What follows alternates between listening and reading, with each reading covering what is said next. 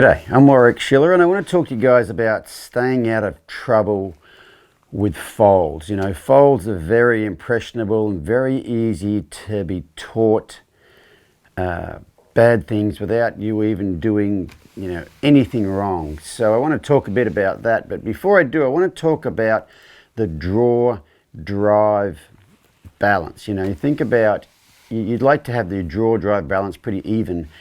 And if you think about, let's say you can't catch your horse, you show up and your horse runs the other end of the pasture, that would be having a lot of drive. That's almost 100% drive. And if you have almost 100% draw, you show up and your horse runs up to you in the pasture, you open the gate and he's all over the top of you and you can't get him off you. That's not good either. But with an adult horse that has established habits, you could have one that's one or one that's the other, but you really have them fluctuate between the two. Whereas foals are very, very easy for them to fluctuate between the two of those. And so they're quite impressionable at that stage. So a couple of years ago, we had a foal named Chance, and it was after a lot of the changes that I'd been making with what I'm doing with horses and like personal growth changes too. And with him, I wanted to work on connection first, not training, but connection. So we'd just go in there after he was born, like the next day or so.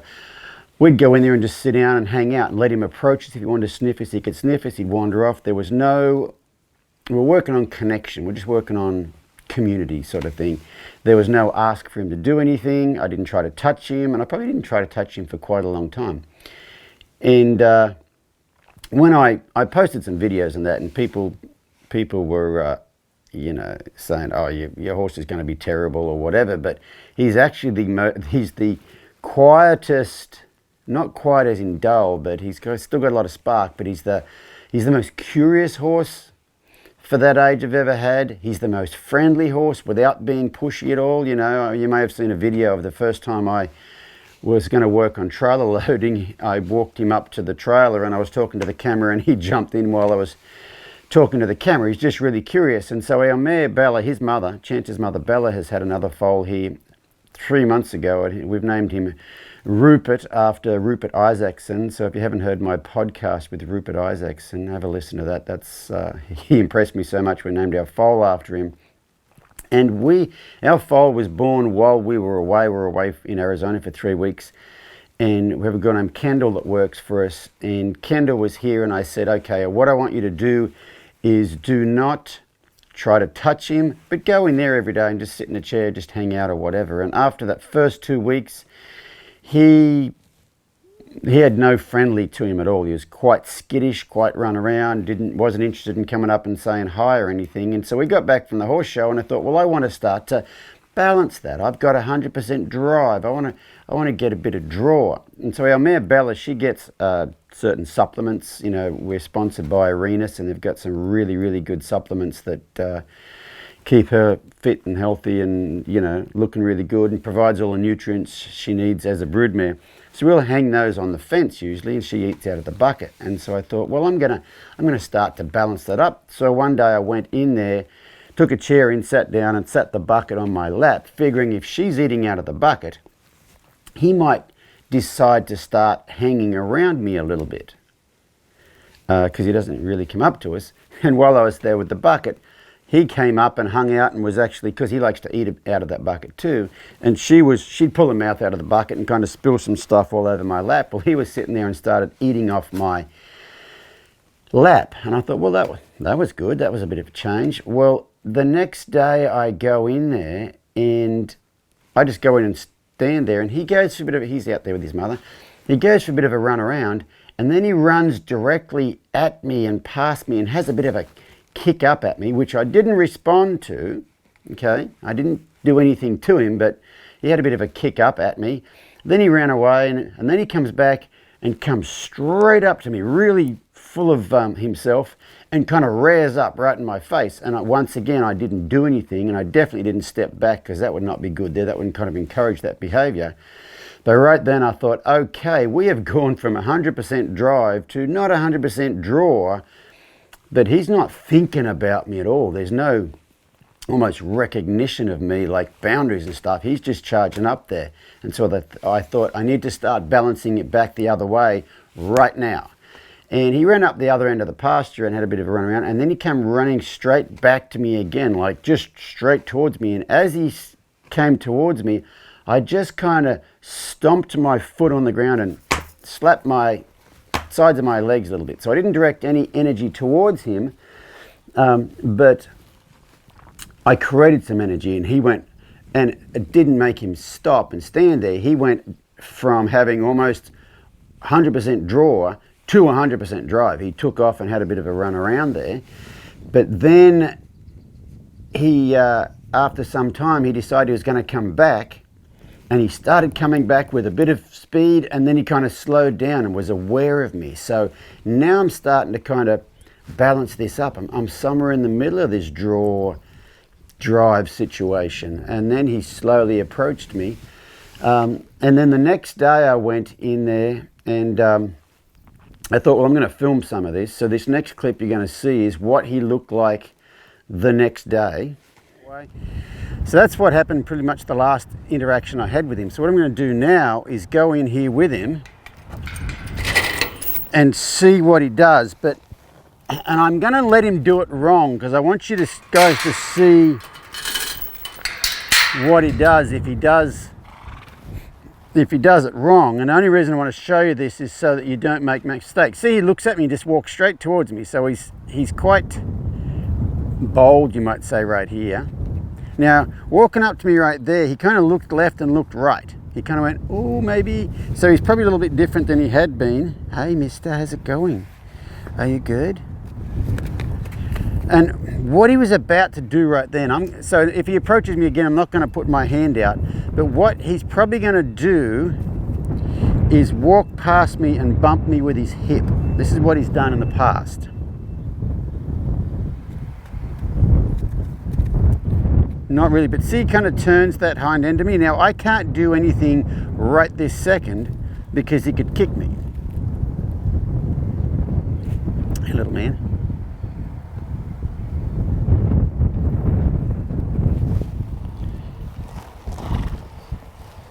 I'm just gonna, he's trying to bite. He's trying to bite me. But right there, he kind of turned, the other day he actually walked past me and bumped me with his hip, and see him kind of walking around there with his hip kind of cocked in towards me. And right here he's acting a little bit like he might want to get a little bit playful, like leap up in the air or whatever. He's not doing it right now, but he kind of gave me the indication he might right then. Hey, mister. Right there, see him just go by me with his hip and almost lean that hip into me? Hi. And so he didn't really do it as bad today, but what I'm going to show you here is what I'm going to start doing with him a little bit. So you notice when he walked up and he kind of turned his head and then walked and then turned his head, which is better than he had been. But what I'm going to do right here, he's walking towards me. Now, if he stops and pauses like that, I'm not going to do anything. I'm just going to walk over here and give him a bit more room.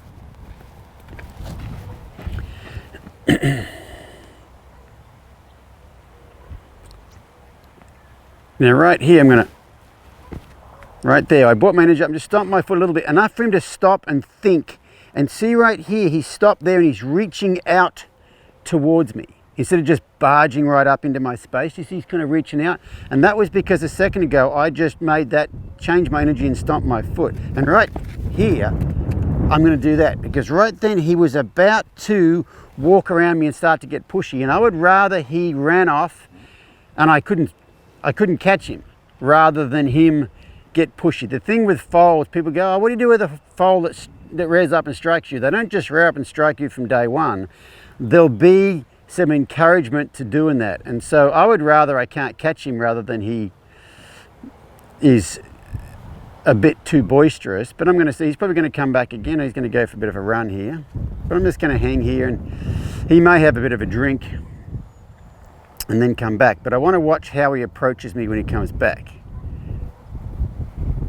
See, he slowed down right there and stopped. Now he's thinking about it. There we go. So this is more what I want him to do. So the only thing I've had to do is bring my energy up and stomp my foot. So it's pretty subtle. Okay. And right there, when he wants to kind of turn his bum towards me like that, I'm just going to make a little energy right there. The reason I'm showing you guys this video is I want you to not...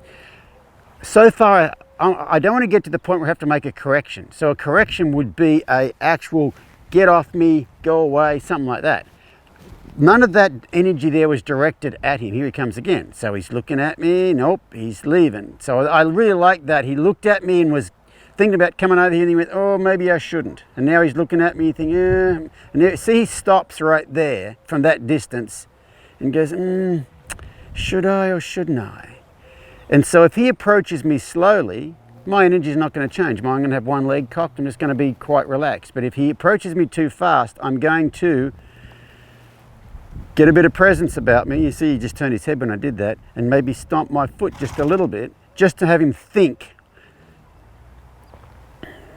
You know, I kind of want him to approach me, but I don't want him to approach me without being aware of my space. I mean, you know, she's teaching him some manners at this point in time. I like what he's doing right now. He's very aware of me, but instead of just barging up here, he's just standing there, and I really like what he's doing right now. Very aware of me, thinking about coming over here, but there's a big old lick and chew. Very good.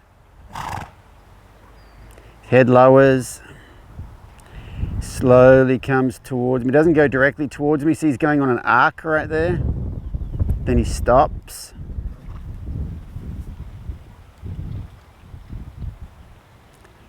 Thinks away a little bit.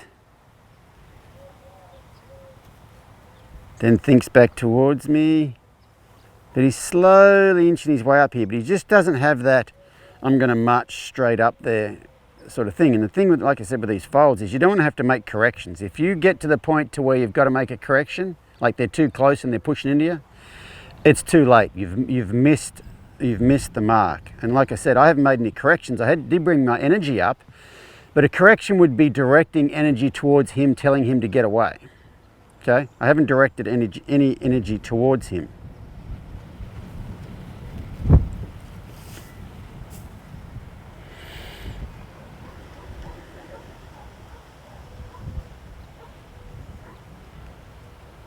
So I really like what's going on right now. You know, he's very aware of me. He's thinking about coming over here, but then he's thinking about maybe I shouldn't. And so that draw-drive balance is pretty good right now. He's thinking over here, and he might come over, but he might not. But he's not running away, and he's not running towards. He's just kind of in the middle. So I kind of like where he's at right now. But the big thing with these foals are just so impressionable, and they're pretty cute, and you tend to think, oh, he's coming up and sniffing me, and he's getting rearing up and down, that's so cute, but it's not. And so, you know, prevention's better than the cure, and so what I'm working on here is more of the prevention.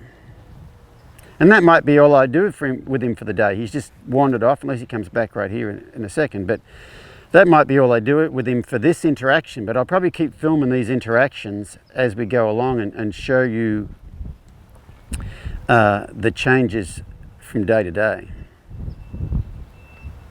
He's going to have a bit of a scratch here.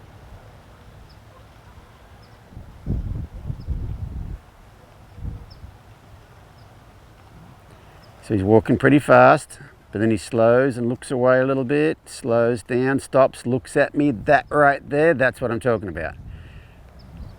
He slowed that draw down. He didn't run away, but instead of him just marching up here, he stopped and thought, should I? So I'm trying to keep my energy as relaxed as possible right now. And see, he's going a little bit of an arc towards me. He's kind of asking right there, can I approach? Instead of just that marching straight up here. Hey, beautiful, how's it going? Are you good? Yeah. Hello. I love how you approached me that time. Now I'm going to try to let him engage with my hand, because at this stage they put things in their mouths, they're kind of a bit chewy and bitey and whatever, and so I want to try to keep my hand between me and him. But I see what he did right then. He went to leave and then he came back, and I'm not having to do anything. So he's kind of doing a bit of self-governing right here. He's curious, but he's wary. A couple of days ago he wasn't wary at all. He was boisterous. You know, and he was kind of, if I was another foal, I'd be playing with him and we'd be rearing up and carrying on, but I'm not another foal, so. Hey dude, how's it going? Are you good? So if you notice the last thing he did at the end right there, you noticed earlier on when he would leave, he would kind of leave and turn that hip towards me or whatever, but right there at the very end, the last thing he did was he went to leave and then he rolled around and he stepped that hind end out and he rolled back around to face me rather than having that defensive kicking sort of a thing. And since then I've been working on that, but for the most part, and he used to come up and be really bitey like you saw in there, but for the most part, he's just come up and engaged with me. So for the most part, he comes up and approaches. He doesn't have he doesn't come up with that real bold energy. He just comes up and approaches and hangs out. I haven't really had to make too many more of those adjustments. And you saw how subtle it was. That one time you saw me just bounce my foot on the ground. And it's really quite subtle, but you did see the change in his demeanour. And, you know, when I did that, he stopped, he pricked his ears, he licked and chewed, things like that. And that was probably, I'm guessing a month ago was the last time I had to make any sort of balance in that draw drive. He's kind of stayed in the middle, but I still haven't touched him apart from him engaging my hands when he comes up to me. And so yesterday I thought, okay, it's time to start actually doing some work with him. So I took Bella and Chance over to the round pen, and I was gonna start working on some different things, but the opportunity presented for him where he came up to me and was standing right there. And the thing I've noticed about him lately is he's very confident around me without being cocky around me. So he doesn't have that skittish, oh, you moved, I'm going to jump away. But he also doesn't have that, I'm up in your space, I'm going to tell you what to do. He's just been really confident around me. And I haven't done anything to work on that except what you've seen so far. And yesterday, and I haven't, like I said, I haven't touched him. And so yesterday when we brought him in the round pen, we were videoing, and the opportunity presented himself like I might start touching him. And the results of that were just outstanding. Have a look at this. First, it's on this is a clip of what I did on the left, and then a clip of what I did on the right. Series. The problem we had with some of the time. Hi, and look at this. He's not. He's been a bit of a chomper recently, and there's no chomping there. I'm just going to do this. I've never done that. Okay. I'm going to do that. I've never done that. Here, Bella. Stay there a second. I've never done this. I've never done this. I've never been in both eyes before. This is all first. This is all. See, this is how, if you can get this is connection before concepts. Okay, we've got the connection, and I'm going to push my luck here and see if I can run my hand down his front leg like this. I'm going to run my hand down his hind leg like. Now it's getting ridiculous. Yes. Okay, what else can I do? I mean, I've touched the whole body. All the way down. I'm going to go down this leg here. Okay, I've touched everything. That's all the parts, the back, the tummy, the flank, the gaskin. I'm done. See you guys. Oh my goodness me. Work with her. Hey, Roops. So what am I going to do here? I might see how Rupert is on this side. Okay, so I can touch his neck, never done that before.